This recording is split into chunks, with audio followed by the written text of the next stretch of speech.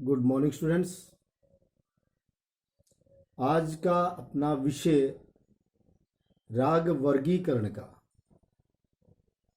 दूसरा काल, अर्थात दूसरा काल कौन सा, जिसका नाम है मध्यकाल।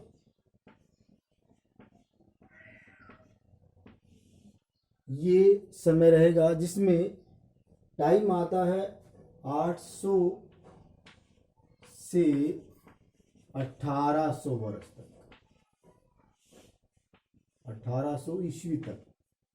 ये समय मध्यकाल का माना गया है। प्राचीन काल का टाइम पीरियड माना गया है शुरू से लेके, जब से ईस्वी शुरू हुई है, जब से सन शुरू हुए हैं तब से लेकर 800 वाला सन तब तक, मतलब पहले वाले 800 साल। उसके बाद मध्यकाल माना गया। 800 के बाद उसमें ठीक 1000 ईयर्स, 1000 साल ऐड कर दीजिए, अर्थात 1800 वर्ष हो जाते हैं। और उसके प्राचीन काल का समाप्त का टाइम है वो 800 वर्ष तक का। तो ये टाइम माना गया मध्यकाल का, 800 से लेकर 1800 ईस्वी तक का। मध्यकाल मतलब बीच का समय।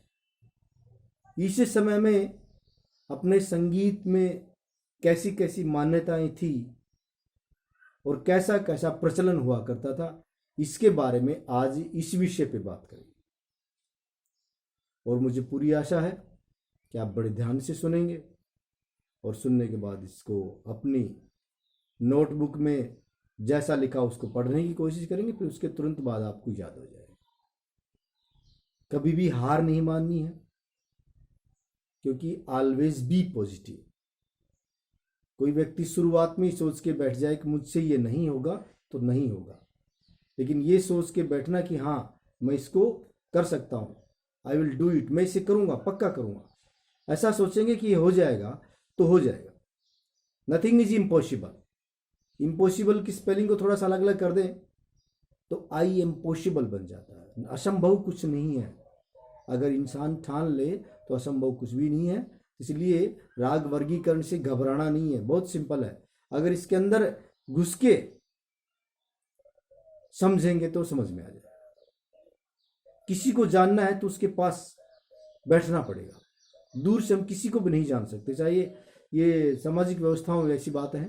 हम किसी के बारे में जानना चाहते हैं और उससे दूर दूर रहना चाहें, हम कुछ नहीं जान सकते जब तक हम उसके नज़दीक नहीं जाएंगे, तब तक उसके बारे में पता नहीं लगेगा। क्योंकि पुरानी कहावत है कि हमेशा परेशानियां तो अपनों से खड़ी होती है, क्योंकि अपनों को अपने के बारे में सब पता होता है। इसलिए किसी भी चीज़ को जानना हो, चाहे वो कोई सिलेबस की बात हो या कोई सामाजिक बात हो या कोई आध्यात्मिक बात हो, कैसी बात हो, जब तक हम उसके नज़दीक नहीं जाएंगे तब तक हमें उसके बारे में कुछ पता नहीं लगेगा। ऐसे राग वर्गीकरण के बारे में मैंने कई बार देखा है, कई बार क्लास में पढ़ाता रहता हूँ। बच्चों के अंदर राग वर्गीकरण को लेकर के बड़ा एक हौवा, एक वहम, एक डर व्याप्त रहता है। नहीं डरना चाहिए, क्योंकि बार बार आप देखते हैं डर के आगे जीत है। वास्तव में डर से आगे जीत है, क्योंकि डर को जीतने के बाद जो एक संतुष्टि मिलती है उसका कोई पारावार नहीं, उसको लिए कोई शब्द प्रयोग नहीं किए जा सकते। तो आज का अपना विषय राग वर्गीकरण में मध्यकाल रहेगा। इसमें एक बात तो प्राचीन काल जैसी थी, जिसमें लास्ट था कि पहला तो इसमें शुद्ध राग प्लस छाया लग राग और संकीर्ण राग।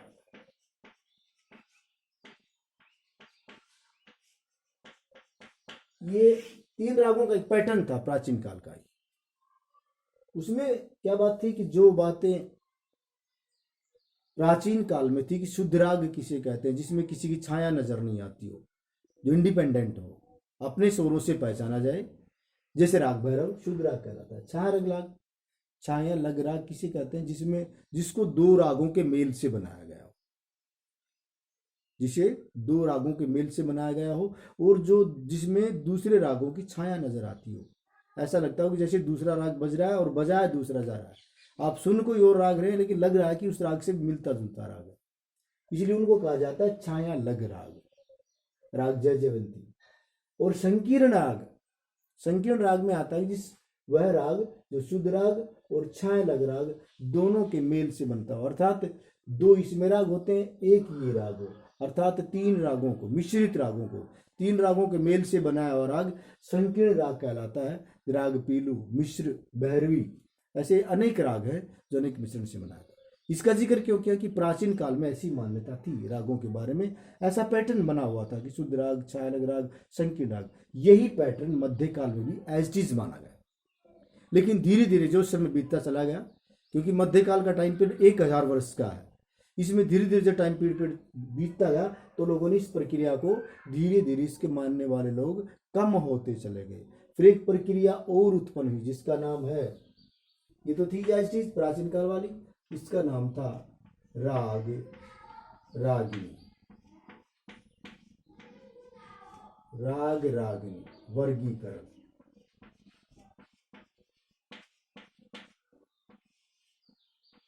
आज के परिवेश में इस बात को हम देखें तो इसमें क्या है, जैसा कि नाम राग रागिनी अर्थात पुरुष व स्त्री, इसके बारे में प्राचीन काल में एक मान्यता थी कि 5 राग भगवान शिव ने बनाए थे, भगवान शिव ने गाए थे, और एक राग माता पार्वती ने गाया था।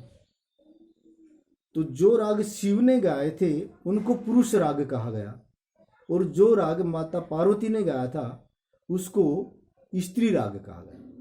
फिर बाद में उन 5 रागों का पूरा परिवार खड़ा कर दिया है।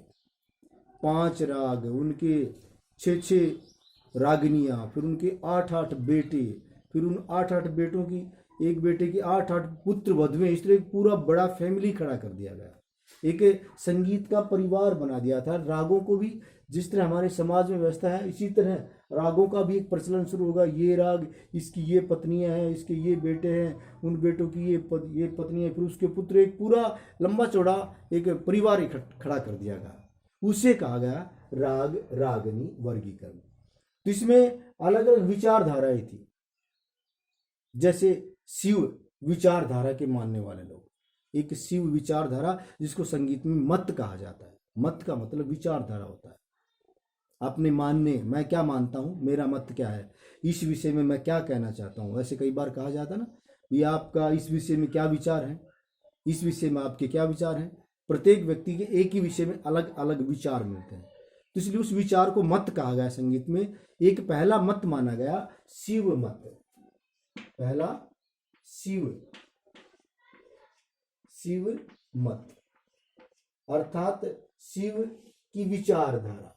इसमें कुछ राग माने गए शिव मत के अंदर। क्या माना गया है कि जो इन्होंने 6 राग माने हैं, 6 राग, उनकी 6 रागनियां, वो राग कौन कौन से हैं इसमें अलग अलग मैं आपको बताऊंगा। शिव मत में राग बसंत,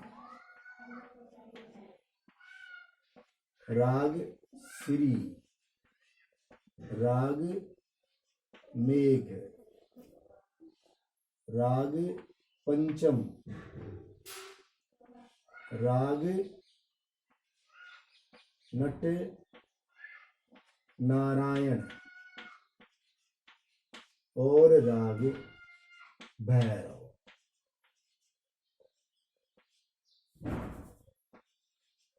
राग भैरव, ये 6 राग शिव मत के मानने वाले थे।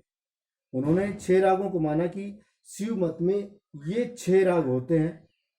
फिर क्या कर दिया, इन 6 रागों में बसंत, राग श्री, राग मेघ, राग पंचम, राग नट नारायण और राग भैरव, ये 6 राग, इनकी 6 रागनियां,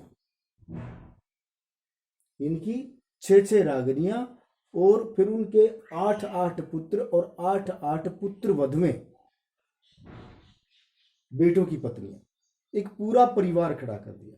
इस मत में क्या माना गया कि 6 राग हैं, 6 रागों के 6 रागनियां और उनके 8 पुत्र माने गए। इसमें क्या माना गया, इनकी 6 रागिनी और 8 पुत्र और 8 पुत्र वधुएं, ऐसा इस मत के मानने वालों का था। ये मत क्या मानता था? तो इस तरह इन रागों का नाम को मानने वाले और उनकी इतनी इतनी रागनियां, इतने इतने पुत्र मानने वालों का एक विचारधारा थी, एक विचार था, तो उसको कहा गया शिव मत। इस तरह मध्यकाल में ये 4 विचारधाराएं प्रचलन में थी। पहला शिव मत, और दूसरा जो मत इसके बाद इसमें बना, शिव मत के बाद कृष्ण मत कहा जाता है इसको। दूसरा इसका है कृष्ण मत। इससे डरने घबराने की बात नहीं है। कृष्ण मत का मतलब विचारधारा, इसमें मैं लिख देता हूं विचारधारा, अर्थात कुछ लोगों के विचार, जिसको कृष्ण मत कहा गया, मतलब कृष्ण विचारधारा के लोग। इस मत में और इसमें मत में अंतर क्या था? ये 4 मत थे उस वक्त, 4 प्रकार की विचारधाराएं प्रचलन में थी, लोग मानते थे। इस मत में जरा सा, और शिव मत और कृष्ण मत में याद करने की बात है, कोई टेंशन वाली बात नहीं है।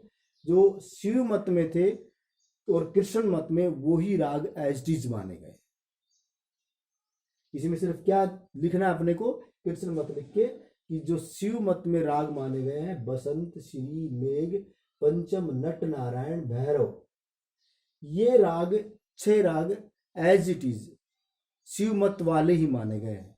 लेकिन अगली लाइन में क्या है, इस मत में जो रागनियां थी इसमें अंतर था, अर्थात इनकी संख्या में अंतर था, रागिनी में, पुत्र में और पुत्र वधु में। बस इस मत में इतनी बात आती है।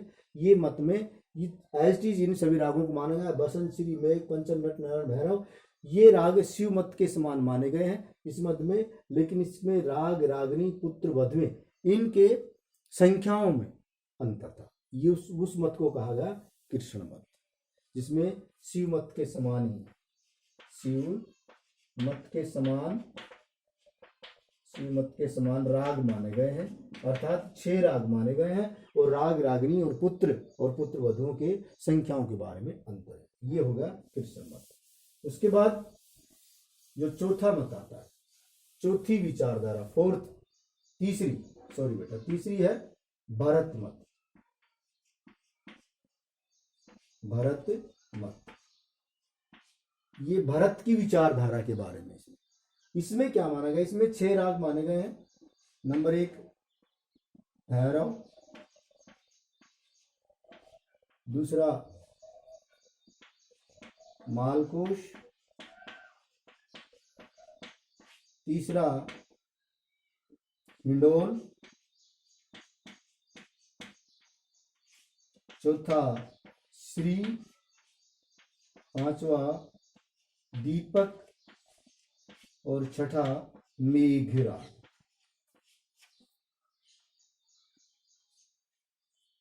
इस मत में ये 6 राग माने गए हैं।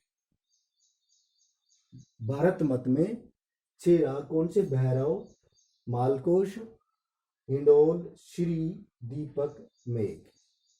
शिव मत में सिर्फ भैरव राग और मेघ राग, श्री राग, 3 राग शिव मत में भी थे। मालकोश, हिंडोल और दीपक, ये राग शिव मत में नहीं थे। उसमें पंचम, बसंत और नट नारायण, इन 3 रागों का अंतर था। उस शिव मत में कौन कौन से थे? भैरव भी था, श्री भी और मेघ भी। 3 राग ऐसे माने गए हैं शिव मत वाले ही। भैरव, इस भरत मत में जो शिव मत में राग माने गए हैं वही 3 राग भरत मत में भी थे। कौन कौन से? भैरव, श्री और मेघ। इसमें 3 राग और नए ऐड किए गए भरत मत में। कौन कौन से? मालकोश, हिंडोल और दीपक। उसमें राग बसंत, पंचम और नट नारायण, ये 3 राग शिव मत में थे। शिव मत में, भरत मत में क्या? इसमें फिर आगे क्या माना गया? इसमें रागिनी जो मानी गई है, इस मत में 5 रागिनी मानी गई है एक राग के, और पुत्र माने गए हैं 8 और पुत्र वधुएं, वही पुत्र वधुएं मानी गई है इसमें 8, और बाकी सब सेम है। ये अंतर है। पहले वाले दो मत बिल्कुल एक जैसे हैं, उनके पुत्र पुत्रवधवें रागिनी, इसमें अंतर था। कृष्ण मत में शिव मत और कृष्ण मत में अंतर था। इसमें भरत मत में क्या है, इसमें 6 राग माने गए हैं जो शिव मत से अलग थे। कौन से राग? सिर्फ 3 राग अलग अलग हैं भरत मत में शिव मत से। और साथ में शिव मत में रागिनी मानी गई थी 6 और पुत्र पुत्रवधुओं की संख्या ऐसी समान थी। भरत मत में इसका अंतर है कि रागिनियां इन्होंने 5 मानी गई हैं और पुत्रवधुएं इसमें 8 मानी गई हैं। ये भरत मत हो गया। इसके मत जैसा ही दूसरा मत है, कौन सा? चौथा मत, जिसको बोला जाता है हनुमान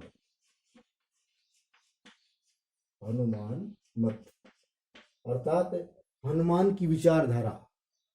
इस मत में, इस विचारधारा के मानने वाले क्या मानते थे? इसमें शिव मत और कृष्ण मत दोनों एक जैसे ही हैं। इस तरह भरत मत और हनुमान मत दोनों एक जैसे हैं।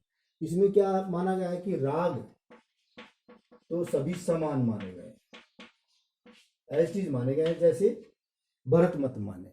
हनुमान मत वालों ने, इस विचारधारा ने, वो सभी 6 के 6 राग स्वीकार किए हैं जो भरत विचारधारा वालों के राग थे।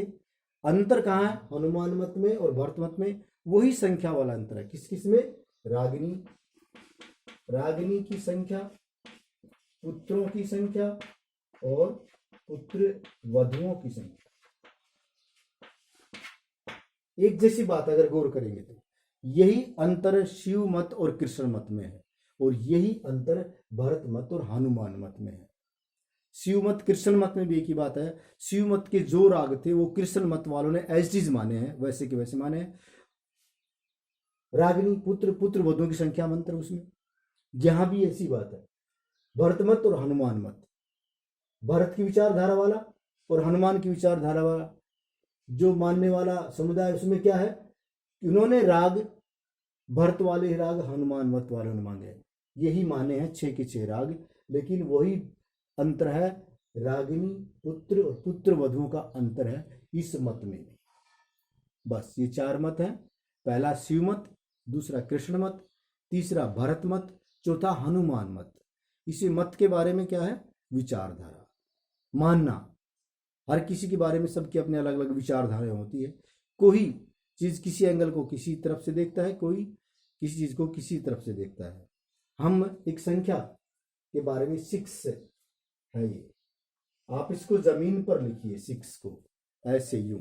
ये है, मैं यहाँ पे 6 लिख देता हूं तो ये मुझे 6 दिखाई दे रहा है, आपको 9 दिखाई दे रहा है। आप इस तरफ खड़े हैं और मैं इस तरफ खड़ा हूं, यूं खड़े हुए हैं। मेरे को 6 दिखाई दे रहा है, इस तरफ 9 दिखाई दे रहा है। इसमें गलती नहीं है, ये वो और देखने वाले की भी गलती नहीं है। उसको अपनी तरफ से 9 दिखाई दे रहा है, मेरे वाली तरफ से इसके 6 दिखाई दे रहा है। इसलिए सभी की अपनी अपनी विचारधाराएं हैं। बस टकराव किस बात का होता रहा है? सदा से ही विचारों का टकराव होता रहा। राम और रावण के विचार ही तो अलग थे, युधिष्ठिर और दुर्योधन के विचार ही तो अलग थे, कंस और कृष्ण के विचार ही तो अलग थे। विचारधाराओं की लड़ाई रही है सदा से। इसलिए मध्यकाल में इतना ही कवर हो जाता है। मध्यकाल इतना चैप्टर मध्यकाल में आप इतना ही आता है, इससे ज्यादा नहीं है मध्यकाल में, यही माना गया है। मैं इसको फिर दोहरा देता हूँ पूरे मध्यकाल को। बहुत सिंपल है। मध्यकाल में शुद्ध राग, छायालग राग, संकीर्ण राग का जो चलन था वही चलन मध्यकाल में स्वीकार किया गया, वैसा का वैसा ही, कि शुद्ध राग जो प्राचीन काल में माने जाते थे वही मध्यकाल में माने गए। संकीर्ण राग, छायालग रागों की जो परिभाषा प्राचीन काल में थी वही मध्यकाल में मानी गई। संकीर्ण रागों की जो पहचान, जो परिभाषा, जो बनावट थी वही मध्यकाल में भी मानी गई, जो प्राचीन काल में मानी गई। बस इसमें तो इतना ही लिखना पड़ेगा। इसके बाद ये 4 विचारधाराएं, इनको ध्यान रखना पड़ेगा। पहली विचारधारा शिव मत। शिव मत में 6 राग माने गए हैं। 6 रागों में मैंने आपको रागों के नाम बताए थे, भैरव, श्री, मेघ, बसंत, पंचम, नटनारायण। ये 6 राग शिव मत में थे। इनमें, और 6 राग उनकी 6 रागनियां और 6 उनके पुत्र, 8 सॉरी बेटा, 6 रागनियां शिव मत की, 6 राग, 6 रागनियां, 8 पुत्र, 8 पुत्र वधुएं, ये शिव मत का मानना है। फिर कृष्ण मत, शिव मत के बाद दूसरा मत माना जाता है कृष्ण मत। इसमें क्या लिखना है, कृष्ण मत के अंदर जो शिव मत वाले राग थे उनको वैसे का वैसा ही स्वीकार किया गया, लेकिन अंतर कहाँ आया, उसमें रागिनी, पुत्र और पुत्र वधुओं की जो संख्या थी उसका अंतर है। उन्होंने शिव मत में जो मानी गई है 6 रागिनी, 8 पुत्र और 8 पुत्र वधुएं, ऐसा कृष्ण मत वालों ने स्वीकार नहीं किया गया, वो उसकी संख्या में अंतर है। अगला मत भरत मत, भरत मत में 6 राग माने गए हैं और 5 रागिनियां मानी गई हैं। भरत मत में क्या माने गए, 6 राग माने गए हैं और 5 रागिनियां मानी गई हैं। 8 पुत्र, 8 पुत्र वधुएं मानी गई है भरत मत में। भरत मत में हनुमान मत में क्या अंतर है, जैसे वही अंतर है जैसा शिव मत और कृष्ण मत में। इसमें भी क्या किया, हनुमान मत वालों ने क्या किया, हनुमान मत में राग भरत मत के ही समान माने, यही राग हनुमान मत ने स्वीकार किए।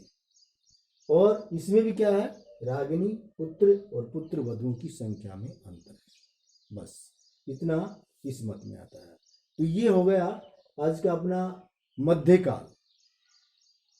मैंने अपना जो राग वर्गीकरण का वीडियो जो बनाए जा रहे हैं, प्रत्येक वीडियो में मैं पार्ट्स बना के लिख रहा हूं, ताकि राग वर्गीकरण पार्ट 1, राग वर्गीकरण पार्ट 2, राग वर्गीकरण पार्ट 3, ये बनेगा आज राग वर्गीकरण पार्ट 4,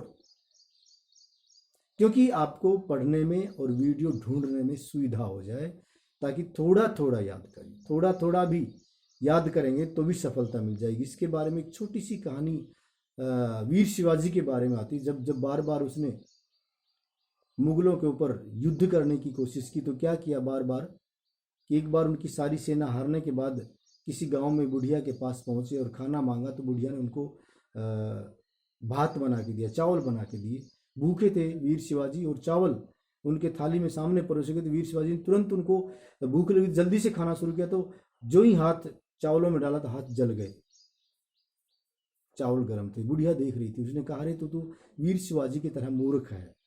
शिवाजी बोले माता कैसे? वो ऐसे कि वीर शिवाजी भी अपनी सेना लेकर हमेशा राजधानी पे अटैक करता है, उसको राजधानी पे युद्ध नहीं बोलना चाहिए। तो कैसे उसको एक एक गांव को जीतना चाहिए और अपनी रियासत में शामिल करना चाहिए। उसी तरह इन चावलों को भी तो ऐसे ही खा, किनारे किनारे से हाथ से ठंडा करता जा और खाता चला जा। धीरे धीरे क्या होगा, सारे चावल ठंडे हो जाएंगे और तेरी भूख भी शांत हो जाएगी। ऐसा ही पढ़ाई